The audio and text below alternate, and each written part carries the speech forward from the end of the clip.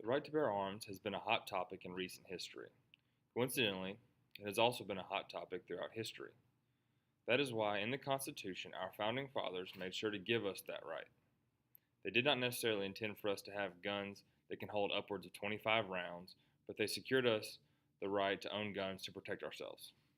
One must understand that the first Americans lived in a country where the only weapon holders were the military, and the military was used by the king to control the people. This was not freedom. Sometimes freedom has to be fought for. The right to bear arms was not intended for those that seek guns as a hobby. The Second Amendment was meant to arm the nation against those who would do us harm. It is meant for us to be able to protect ourselves. The Second Amendment is important because it allows us a freedom that others do not have. You can't go to other countries and see private citizens owning guns. Here in America, the Second Amendment gives us the right to protect our families from those who would try to intrude in our homes, on our property, and those that want to hurt us. While owning guns, in my opinion, is a privilege and an American right, it can be taken away and should be monitored. Not everyone is competent enough to own or handle one. We give tests to drive cars, but not tests to own handguns.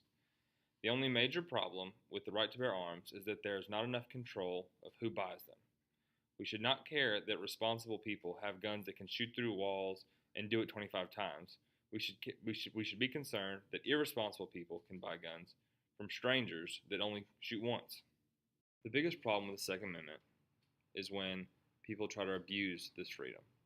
Irresponsibility can mess up many things for those of us that are responsible.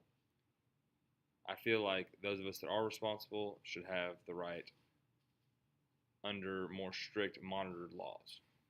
There have been countless attempts to constrict what is and is not legal to own.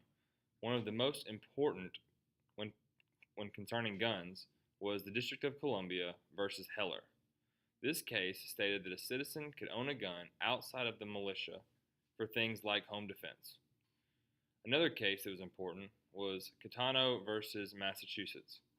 This case made it clear that just because a certain type of firearm did not exist at the time of the writing of the amendments does not mean that it is not covered by it. This made way for all new types of guns. While I don't think guns need to be a hobby, we do have the right for them to be. In conclusion, whether you agree with owning guns or not, they have been a part of American culture since the beginning. We use them to fight off the British, and we can use them to fight off tyranny and defend ourselves today. My opinion is that they be monitored and used for the appropriate reasons and by competent citizens.